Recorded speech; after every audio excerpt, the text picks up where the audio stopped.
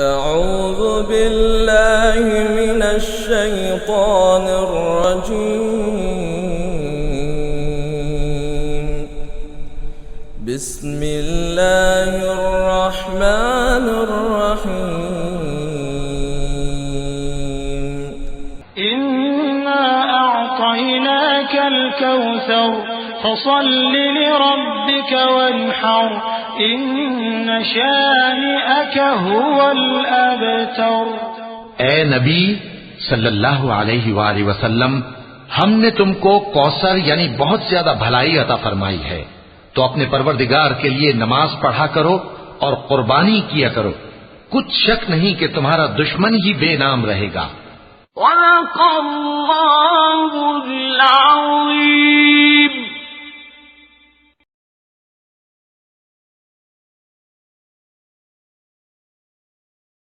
الحمدللہ رب العالمین والصلاة والسلام علی اشرف الانبیاء والمرسلین نبینا محمد وعلی آلہ وصحبہ اجمعین۔ اعوذ باللہ من الشیطان الرجیم، بسم اللہ الرحمن الرحیم۔ انا اعطیناک الکوثر فصل لربک وانحر ان شانئک هو الابتر۔ قربانی یہ انسانی زندگی کا لازمی حصہ ہے، جسے اللہ تبارک و تعالیٰ نے انسان کی فطرت میں ودیعت کر رکھا ہے۔ ہر فرد، ہر ملک، ہر قوم، ہر خاندان یہ قربانی پیش کرتا ہے۔ اپنے معاشرے میں دیکھیں، شوہر بیوی کے لیے قربانی دیتا ہے، بیوی شوہر کے لیے قربانی دیتی ہے، والدین اولاد کے لیے قربانی دیتے ہیں، اور ایک وقت آتا ہے جب اولاد کو والدین کے لیے قربانی دینی پڑتی ہے۔ قربانی کی تاریخ اتنی ہی پرانی ہے جتنی خود انسان کی تاریخ پرانی ہے۔ انسانوں نے ہمیشہ ہر دور میں قربانیاں پیش کی ہیں، یہاں تک کہ جان کی قربانی بھی پیش کی ہے، جس کی مثال سے تاریخ کے صفحات بھرے پڑے ہوئے ہیں۔ انسانی تاریخ کی سب سے پہلے قربانی حضرت آدم علیہ السلام کے دو بیٹوں حابیل اور قابیل نے دی، جس کا ذکر اللہ تبارک و تعالیٰ نے قرآن کریم میں کیا ہے۔ وَاتْلُ عَلَيْهِمْ نَبَأَ ابْنَيْ آدَمَ بِالْحَقِّ إِذْ قَرَّبَا قُرْبَانًا فَتُقُبِّلَ مِنْ أَحَدِهِمَا وَلَمْ يُتَقَبَّلْ مِنَ الْآخَرِ، کہ آپ ان سے آدم علیہ السلام کے دو بیٹوں کا قصہ صحیح سے بیان کریں۔ اِذْ قَرَّبَا قُرْبَانًا، جب دونوں نے قربانی پیش کی، فَتُقُبِّلَ مِنْ أَحَدِهِمَا وَلَمْ يُتَقَبَّلْ مِنَ الْآخَرِ، تو ان میں سے ایک کی قربانی تو قبول ہوئی اور دوسرے کی قربانی قبول نہیں ہوئی۔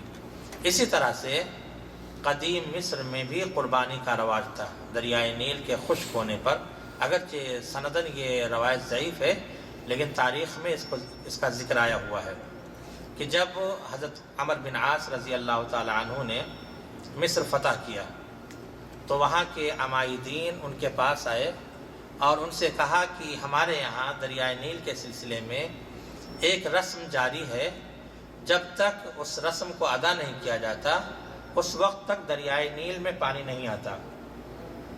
انہوں نے کہا کون سی رسم؟ تو انہوں نے کہا کہ ہم چاند کی فلاں تاریخ کو ایک لڑکی کو اس کے والدین کو راضی کر کے دے دلا کر کے حاصل کرتے ہیں، اور پھر اس کو اچھا لباس پہنا کر زیور سے آراستہ کر کے اس کو تیار کرتے ہیں اور اس کو دریائے نیل میں ڈال دیتے ہیں، جب تک یہ رسم ادا نہیں کیا جاتا جب تک کہ دریا میں پانی نہیں آتا۔ حضرت عمرو بن عاص رضی اللہ تعالیٰ عنہ نے کہا کہ یہ تو سراسر جہالت ہے اور اسلام جہالت کو مٹانے کے لیے آیا ہے، میں اس کی قطعاً اجازت نہیں دوں گا۔ اللہ کا کرشمہ ایسا ہوا کہ اس سال دریائے نیل میں پانی نہیں آیا، سارے لوگ پریشان ہو گئے اور خشک سالی کا خطرہ ہو گیا۔ حضرت عمرو بن عاص رضی اللہ تعالیٰ عنہ نے خط لکھ کر کے امیر المومنین حضرت عمر فاروق رضی اللہ تعالیٰ عنہ کو اس سے باخبر کیا۔ حضرت عمر رضی اللہ تعالیٰ عنہ نے جواب میں لکھا کہ آپ نے اچھا کیا، اور میں ایک خط لکھتا ہوں، اس کو دریائے نیل میں ڈال دینا۔ چنانچہ حضرت عمر فاروق رضی اللہ تعالیٰ عنہ نے خط لکھا، اس کا مضمون یہ تھا کہ اے نیل، اگر تو اپنی مرضی سے اور اپنے اختیار سے بہتا ہے تو نہ بہہ، ہمیں تیری ضرورت نہیں، لیکن اگر تو اللہ تعالیٰ کے حکم سے بہتا ہے تو میں اللہ تبارک و تعالیٰ سے دعا کر رہا ہوں کہ وہ تجھے جاری کر دے۔ چنانچہ جو ہی یہ خط ڈالا گیا، پانی میں، دریا میں طغیانی آ گئی، پانی بڑھ گیا۔ اس طرح سے خلیفۃ المسلمین کے ایک خط سے ایک سفاکانہ رسم کا خاتمہ ہوا۔ اسی طرح سے قریش مکہ کے یہاں بھی قربانی کا رواج تھا، اور اس کی مثال رسول اللہ صلی اللہ علیہ وسلم کے والد کے ولادت سے پہلے آپ کے دادا کی نظر تھی۔ انہوں نے یہ نظر مانی تھی کہ اگر میرے 10 بیٹے ہو گئے جو میری حفاظت کرنے کے لیے کافی ہوں، تو میں ان میں سے ایک کو خانہ کعبہ میں حبل کے پاس میں قربان کروں گا۔ جب 10 بیٹے مکمل ہو گئے اور انہوں نے قرآن دازی کی تو قرآن دازی میں عبداللہ کا نام آیا، رسول اللہ صلی اللہ علیہ وسلم کے والد عبداللہ کا نام آیا، اور عبد المطلب ان کو ذبح کرنے کے لیے تیار ہو گئے۔ لیکن مکہ والے اور عبداللہ کے رشتہ دار جو تھے ننیحال والے، وہ لوگ آڑے آئے اور کہا کہ ہم اس کی اجازت نہیں دیں گے۔ اگر اس طرح سے ہر اپنے بیٹے کو ذبح کرنے کا رواج قائم ہو گیا تو ہر کوئی آ کر کے اور اپنے بیٹے کو یہاں پہ ذبح کرے گا، نہیں، ہم اس کی اجازت نہیں دیں گے۔ بالآخر بحث و مباحثہ کے بعد یہ طے پایا کہ ایک کاہن ہے، کاہنہ ہے، چلو اس کے پاس چلتے ہیں اور اس سے فیصلہ لیتے ہیں۔ چنانچہ لوگ کاہنہ کے پاس گئے اور اس کاہنہ نے کہا ٹھیک ہے، تمہارے یہاں کسی آدمی کی دیت کتنی مقرر ہے؟ لوگوں نے کہا کہ 10 اونٹ۔ تو اس کاہنہ نے کہا ٹھیک ہے، عبداللہ کو ایک طرف رکھو اور 10 اونٹ ایک طرف رکھو، اور اس کے بعد قرآن دازی کی جائے۔ اگر اگر 10 اونٹ کا نام، اگر اونٹ کا نام آ جائے تو اونٹ کو ذبح کر دیا جائے، اور اگر عبداللہ کا نام آئے تو پھر 10 اونٹ بڑھا کر کے دوبارہ پھر قرآن دازی کی جائے، اور اگر اونٹ کا نام آئے تو اونٹ کو ذبح کیا جائے، نہیں تو عبداللہ کو ذبح کیا جائے۔ لیکن پھر دوسری بار جب قرآن دازی کی تو پھر عبداللہ کا نام آیا۔ پھر اس نے کہا کہ 10 اونٹ اور بڑھا کر کے پھر قرآن دازی کی جائے۔ اس طرح سے قرآن دازی کی جاتی رہی، اور ہر بار عبداللہ کا نام آتا رہا، یہاں تک کہ جب 100 اونٹ تک پہنچ گیا تو اس وقت اونٹوں کا نام آیا تو اونٹ کو ذبح کیا گیا۔ اس طرح سے اونٹ کو 100 اونٹ ذبح کرنے کے بعد یہ عبداللہ کی جان چھوٹی۔ خود صحابہ کرام، اللہ کے رسول صلی اللہ علیہ وسلم نے بھی دین کی خاطر قربانیاں دی، اپنا گھر بار، مال، اولاد سب کچھ چھوڑا، یہاں تک کہ جان کی بھی قربانی پیش کی۔ لیکن جتنا عظیم ایثار ہوگا، جتنی عظیم قربانی ہوگی، اتنا ہی اللہ تبارک و تعالیٰ کی طرف سے صلہ ملے گا۔ بعض قربانیاں ایسی ہوتی ہیں کہ جو صدیوں گزرنے کے بعد بھی جو تر و تازہ رہتی ہیں، فراموش نہیں ہوتی، اور زمانے کے سرد اور گرم انہیں فراموش نہیں ہونے دیتے۔ انہی میں سے حضرت ابراہیم اور اسماعیل علیہ السلام کی قربانی ہے۔ یوں تو حضرت ابراہیم علیہ السلام کی پوری زندگی ایثار اور قربانی سے بھری ہوئی، امتحان و آزمائش سے پوری زندگی بھری ہوئی ہے۔ ابھی ہوش سنبھالا کہ ہوش سنبھالتے ہی انہوں نے خود ساختہ بتوں کا انکار کیا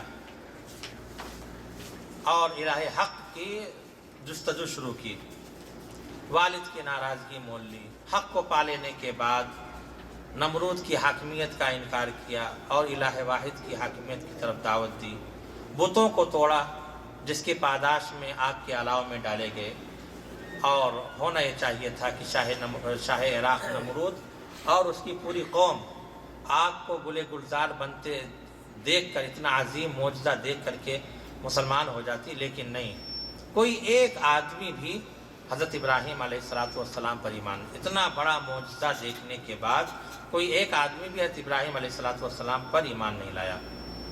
جان کی قربانی کے بعد پھر وطن کی قربانی کا مطالبہ ہوا۔ ابھی جوانی کی ابتدا تھی کہ باپ نے بت پرستی پر اعتراض کرنے اور توحید کی دعوت دینے کے نتیجے میں صاف صاف کہہ دیا کہ ابراہیم، اگر تم آبا و اجداد کے دین پر اسی طرح اعتراض کرتے رہو گے اور بت پرستی پر اسی طرح تان و تشنیع کرتے رہو گے، توحید کی دعوت دیتے رہو گے، تو میں صاف صاف کہہ رہا ہوں کہ میں تمہیں پتھر مار مار کر سنسار کر دوں گا، جاؤ یہاں سے نکل جاؤ۔ چنانچہ اللہ تبارک و تعالیٰ کی طرف سے فیصلہ ہوا، حکم ہوا کہ ماں کا پیار، قوم اور وطن کی محبت اور رشتہ داروں اور خاندان سے دلی لگاؤ، ان سب کو چھوڑ کر کے نکل جاؤ۔ صرف والدین کی محبت کی قربانی کا مطالبہ نہیں تھا، بلکہ شان و شوکت، جاہ و حشمت اور بنی بنائی جاہ و حشمت سب کی قربانی کا مطالبہ تھا۔ لیکن جو شخص آگے نار نمرود میں کود کر کے اس سے پہلے اپنے جان کی قربانی دے چکا ہو، اس کے لیے یہ سب چیزیں کوئی اہمیت نہیں رکھتی تھیں۔ چنانچہ برسوں بنی بنائی ہوئی آبا و اجداد کی دولت، جاہ و حشمت کو ٹھوکر مار دی اور اللہ تبارک و تعالیٰ کی رضامندی کے لیے سب قربان کر دیا۔ حکم پاتے ہی اپنے بیوی سارہ اور اپنے بھتیجے لوط کے ساتھ عراق سے شام کی طرف نکل گئے۔ اور پھر اس وقت کو یاد کریں کہ جب بڑی ہی آرزوؤں اور تمناؤں کے بعد اللہ تبارک و تعالیٰ نے بڑھاپے میں انہیں بیٹا عطا کیا، کہ پھر قربانی کا مرحلہ آ گیا اور یہ مطالبہ ہوا کہ اس بیٹے کو اور اپنی بیوی کو لے جا کر کے تپتے ہوئے میدان میں پتھریلی زمین میں جا کے چھوڑاؤ۔ چنانچہ اللہ تبارک و تعالیٰ کا حکم پا کر کے اپنے بیٹے کو حجاز سے لے جا وہاں سے شام سے لے جا کر کے حجاز کی طرف عازم سفر ہوئے۔ سرسبز و شاداب وادی سے پتھریلی سرزمین کی طرف، ندیوں، جھرنوں، آبشاروں کے وادی سے نکل کر کے خشک پتھریلی زمین کی طرف، انجیر اور زیتون کے وادی سے لے کر کے کہاں پر بے آب و گیاہ میدان میں کئی دنوں کی مسافت کے بعد حضرت ابراہیم علیہ السلام اپنے منزل پر پہنچے۔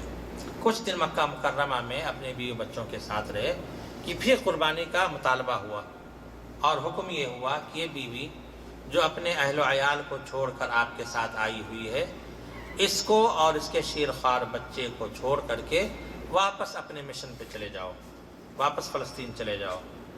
چنانچہ بڑھاپے کے آرزوؤں کا سہارا، دن و رات کے دعاؤں کا ثمر، اپنے لخت جگر حضرت اسماعیل علیہ السلام اور اپنے رفیق حیات کو اللہ تبارک و تعالیٰ کے حکم کے تعمیل میں ایسی جگہ جہاں نہ آدم زاد، چاروں طرف پہاڑیاں ہی پہاڑیاں تھیں، چھوڑنے پر آمادہ ہو گئے۔ اور جب جانے لگے تو اسماعیل نے پوچھا کہ کہاں جا رہے ہو؟ کچھ جواب نہیں دیتے۔ یقیناً ان کے دل میں اپنے رفیق حیات اور جگر گوشے سے جدائی کی وجہ سے ان کے جذبات میں تلاطم برپا ہو رہا ہوگا۔ پھر پوچھتی ہیں کہ کیا اللہ کا یہی حکم ہے؟ بغیر واپس ہوئے اور پلٹے بغیر جواب دیتے کہ ہاں، تب وہ عورت تسلیم و رضا کا پیکر بن گئی۔ نہ تو کوئی احتجاج کیا، نہ شکوہ شکایت کی، نہ آہ و فغاں کی، بلکہ صرف اتنا کہا کہ تب اللہ تبارک و تعالی ہمیں ضائع نہیں کرے گا۔ اس طرح سے اپنے بیوی بچے سے نامعلوم عرصے کے لیے جدا ہو گئے۔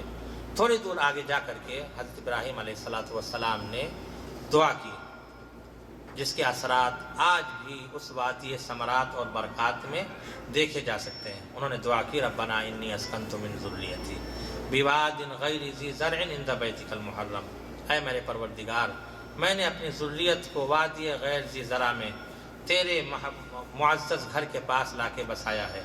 ربنا لیقیموا الصلاۃ، اے میرے پروردگار، میں نے ایسا اس لیے کیا ہے تاکہ وہ نماز قائم کریں۔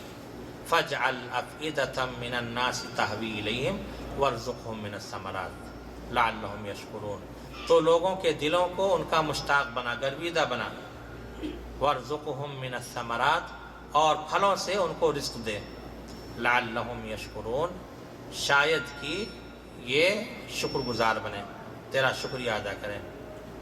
ایسی جگہ جہاں پہ حشرات الارض، کیڑے مکوڑوں، سانپ بچھو، جنگلی درندوں کی موجودگی کا امکان ہر وقت موجود تھا، لیکن کسی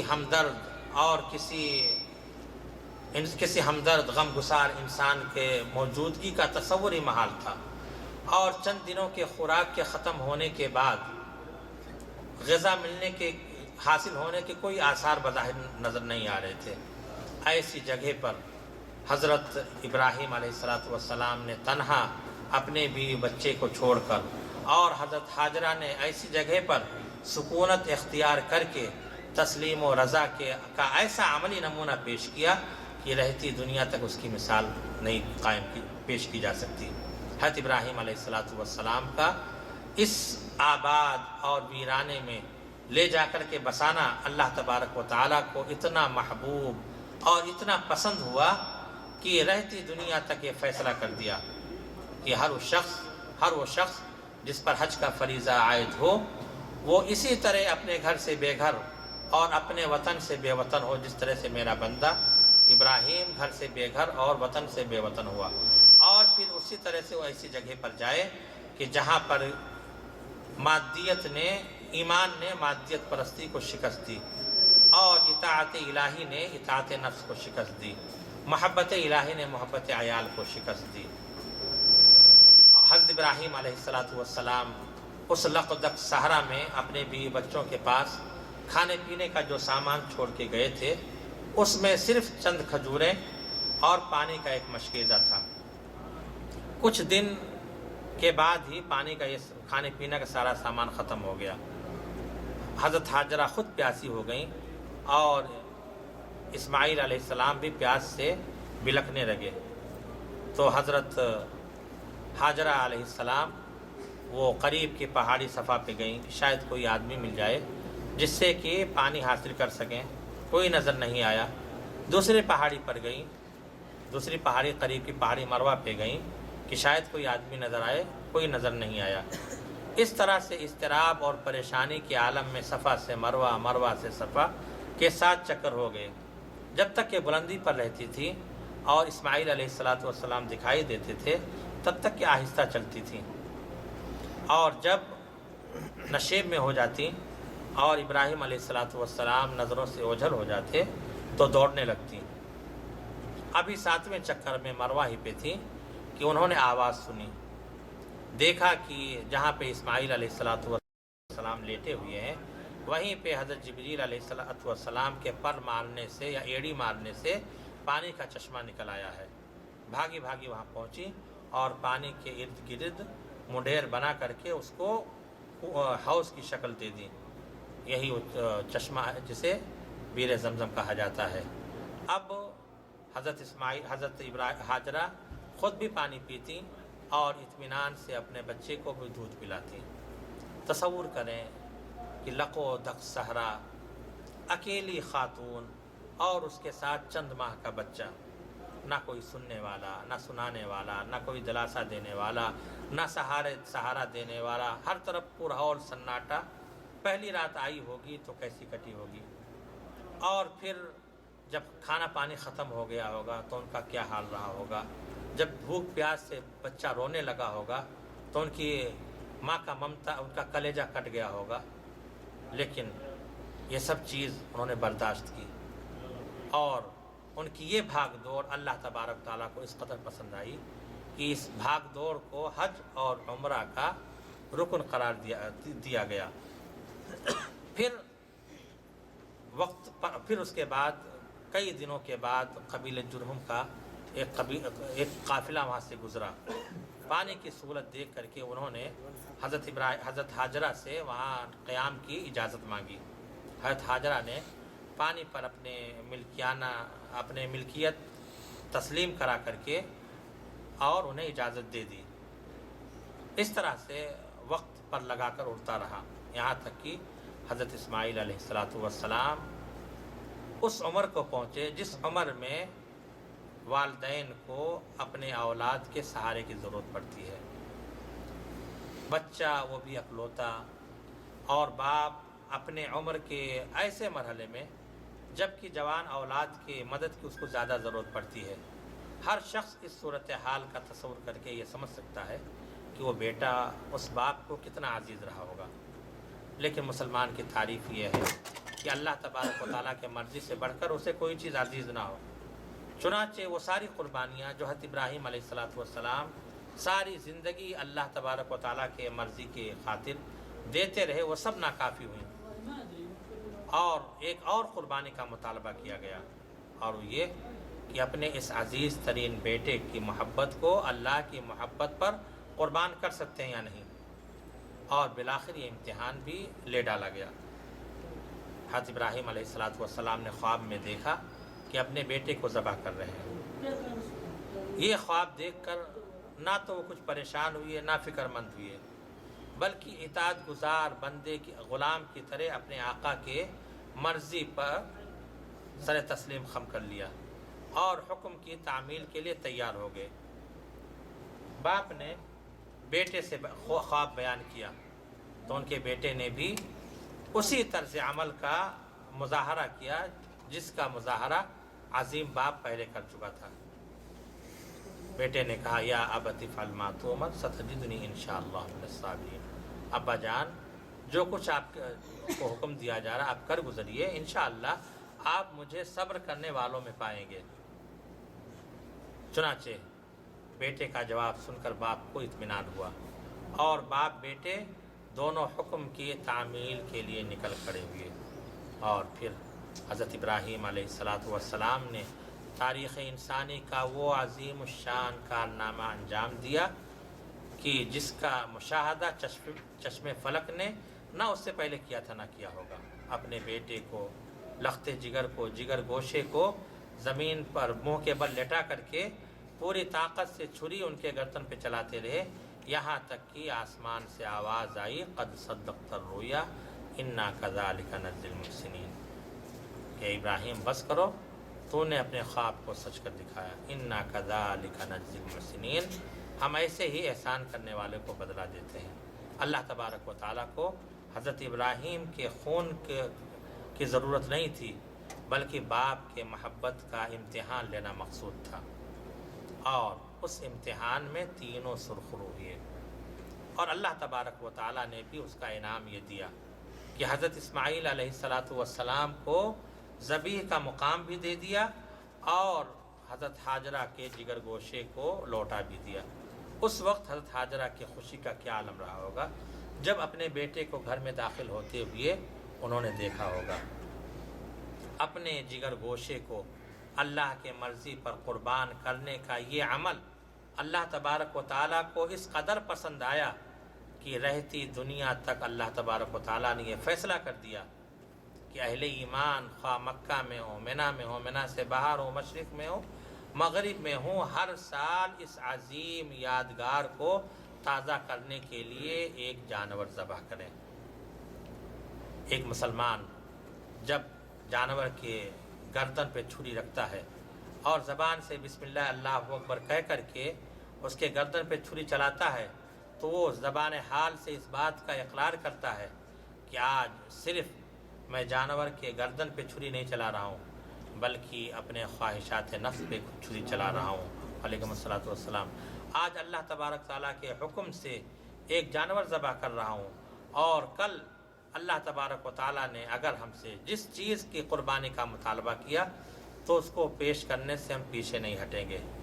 جس شخص کے اندر قربانی کے وقت یہ جذبہ پایا جاتا ہے وہ شخص حضرت ابراہیم علیہ السلام کی سنت کو ادا کرتا ہے، اور جس شخص کے اندر یہ جذبہ نہیں پایا جاتا وہ محض ایک رسم ادا کرتا ہے جس میں گوشت کی قربانی پائی جاتی ہے لیکن تقوی کا فقدان ہوتا ہے، جبکہ اللہ تبارک و تعالیٰ کو خون اور گوشت کی ضرورت نہیں، اللہ تبارک و تعالیٰ کو تقوی کی ضرورت ہے۔ اللہ تبارک و تعالیٰ فرماتا ہے لَن يَنَالَ اللَّهَ لُحُومُهَا وَلَا دِمَاؤُهَا وَلَكِن يَنَالُهُ التَّقْوَى مِنكُمْ، اللہ تبارک و تعالیٰ کو گوشت اور خون نہیں پہنچتا، اس کو تمہارا تقوی پہنچتا ہے۔ قربانی کی کتاب و سنت میں بڑی فضیلت آئی ہے۔ اس کی اہمیت کا اندازہ اس سے لگا سکتے ہیں کہ قرآن کریم میں 2 مقامات پر نماز کے ساتھ قربانی کا ذکر کیا گیا ہے۔ کون کون؟ فَصَلِّ لِرَبِّكَ وَانْحَرْ، نماز پڑھو اور قربانی دو۔ قُلْ إِنَّ صَلَاتِي وَنُسُكِي وَمَحْيَايَ وَمَمَاتِي لِلَّهِ رَبِّ الْعَالَمِينَ، کہہ دیجئے کہ بے شک میری نماز اور میری قربانی، میرا مرنا اور جینا سب اللہ رب العالمین کے لیے ہے۔ اور اللہ کے رسول صلی اللہ علیہ وسلم 10 سال تک مدینہ میں قیام کی اور ہر سال اللہ کے رسول صلی اللہ علیہ وسلم قربانی دیتے رہے، اور مسلمانوں کو بھی مخاطب کرتے ہوئے میدان عرفات میں فرمایا تھا یا ایھا الناس ان علی اہل کل بیت فی کل عام اضحیہ، کہ لوگوں ہر گھر والے پر ہر سال ایک قربانی ہے۔ بلکہ آپ نے ایک حدیث میں یہاں تک فرمایا کہ جس شخص کے پاس وسعت ہو اور وسعت اور طاقت کے باوجود قربانی نہ کرے وہ ہمارے عیدگاہ میں نہ آئے۔ معلوم یہ ہوا کہ قربانی یہ رسول اللہ صلی اللہ علیہ وسلم کی اتباع، اسلامی شعار اور تسلیم و رضا کی ایک عظیم یادگار، اسلامی تہذیب و تمدن کی ایک بہت بڑی نشانی ہے، اور عہد نبوت سے مسلمانوں کا اس پر عمل ہوتا رہا ہے۔ قربانی کے لیے تندرست اور توانا جانور کا ہونا ضروری ہے، جو ہر قسم کے عیب سے پاک ہو، اور ساتھ ساتھ اس کی عمر کا بھی لحاظ رکھنا ضروری ہے۔ اللہ کے رسول صلی اللہ علیہ وسلم نے فرمایا لا تذبحوا الا مسنہ، کہ مسنہ ہی جانور ذبح کرو۔ مسنہ کہتے ہیں ایسا جانور جس کے آگے کے دانت دودھ کے دانت گر کر کے اور دوسرے دانت اگائے ہوں، ایسے ہی جانور ذبح کرو۔ اگر وہ نہ ملے تب پھر 6 مہینے یا سال بھر کا بھیڑ کا بچہ ذبح کرو۔ اور احادیث میں چند اوصاف بھی بیان کیے گئے ہیں، ان اوصاف کے ہوتے ہوئے قربانی کے جانور قربانی کرنا جائز نہیں۔ اللہ کے حضرت برا بن عازب رضی اللہ تعالیٰ عنہ فرماتے ہیں کہ رسول اللہ صلی اللہ علیہ وسلم سے دریافت کیا گیا کہ وہ کون سی صفات ہیں جن سے قربانی کے جانور کا بچنا ضروری ہے، تو آپ نے اشارہ کرتے ہوئے بتایا 4۔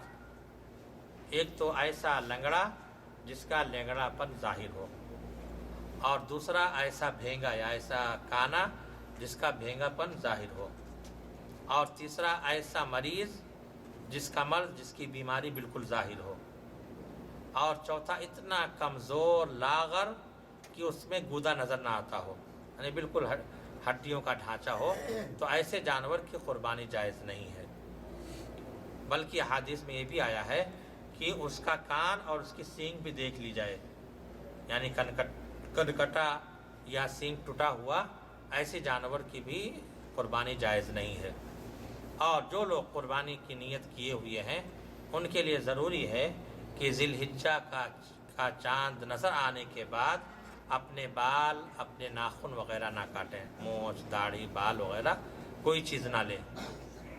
اور قربانی کا وقت جو ہے وہ عید الاضحیٰ کی نماز کے بعد ہے۔ حدیث شریف میں آتا ہے کہ جس شخص نے نماز سے پہلے قربانی کی وہ خالی کھانے کے لیے قربانی ہوئی، ہاں، اور اس کی جگہ پر اسے چاہیے کہ عید کے بعد دوسرا جانور ذبح کرے۔ یعنی قربانی کا وقت جو ہے وہ نماز عید کے بعد سے لے کر کے اور ایام تشریق یعنی 13 تاریخ کے شام تک کے ہے۔ اور قربانی کے آداب میں، ذبح کے آداب میں سے یہ ہے کہ آدمی چھری کو تیز کر لے۔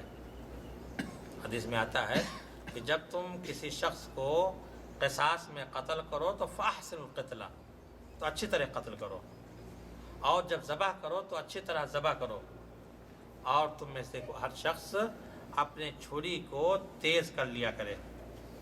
اور یہ بھی آداب میں سے ہے کہ جانور کے سامنے چھری کو تیز نہ کیا جائے۔ حضرت عبداللہ ابن عباس رضی اللہ تعالیٰ عنہ فرماتے ہیں کہ اللہ کے رسول صلی اللہ علیہ وسلم کا گزر ایک شخص کے پاس سے ہوا کہ وہ جانور کے گردن پہ اپنا پاؤں رکھے ہوئے تھا اور چھری ذبح کر رہا تھا، اور وہ جانور، وہ بکری جو ہے اس کو دیکھ رہی تھی۔ تو اللہ کے رسول صلی اللہ علیہ وسلم نے فرمایا کہ تم اس سے پہلے کیوں نہیں ایسا کر لیے؟ کیا تم اس کو کئی موت دینا چاہتے ہو، کئی موت مارنا چاہتے ہو؟ معلوم یہ ہوا کہ آدمی جانور کے سامنے چھری ذبح نہ کرے، چھری تیز نہ کرے، بلکہ پہلے اسے تیز رکھے۔ اور اسی طرح آداب میں سے یہ ہے کہ آدمی ذبح کرتے ہوئے جانور کو بائیں پہلو پر لٹائے اور اس کے گردن پہ پاؤں رکھ کر کے اور داہنے ہاتھ سے بسم اللہ اللہ اکبر کہہ کر کے ذبح کرے۔ قربانی کا گوشت آدمی خود بھی کھا سکتا ہے، دوست احباب کو بھی کھلا سکتا ہے، اور غریب و فقراء کو بھی دے سکتا ہے۔ اور اپنے یہاں جو یہ رواج ہے کہ برابر 3 حصہ کیا جاتا ہے، اس برابر 3 حصہ کرنے کے اس کی کوئی شرعی ثبوت نہیں ہے، بس یہ ہے کہ اس کا 3 مصرف ہے، آدمی خود کھائے اور دوسروں کو عزیز و اقارب کو کھلائے، دوست احباب کو کھلائے اور غریب مسکین کو بھی دے.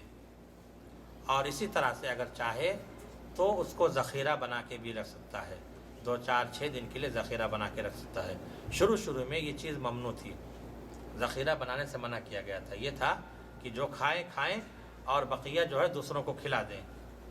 دوسرے سال اللہ کے رسول صلی اللہ علیہ وسلم نے فرمایا کہ میں نے پچھلے سال اس لیے یہ کہا تھا، یہ حکم دیا تھا کیونکہ اس وقت تنگی تھی لوگوں میں، تو میں نے یہ حکم دیا تھا تاکہ دوسروں کو کھلا دیا جائے. لیکن اب خوشحالی آ گئی ہے، اس لیے اگر کوئی شخص اس کو بچا کے رکھنا چاہے تو بچا کے رکھ سکتا ہے. یہ قربانی سے متعلق چند باتیں تھیں جو میں نے آپ کے سامنے پیش کی. اللہ تبارک و تعالیٰ سے دعا ہے کہ اللہ تبارک و تعالیٰ ہمیں حضرت ابراہیم اور اسماعیل کے اسوے پہ چل کر کے اور صرف دل سے قربانی، صحیح نیت سے قربانی کرنے کی توفیق عطا فرمائے.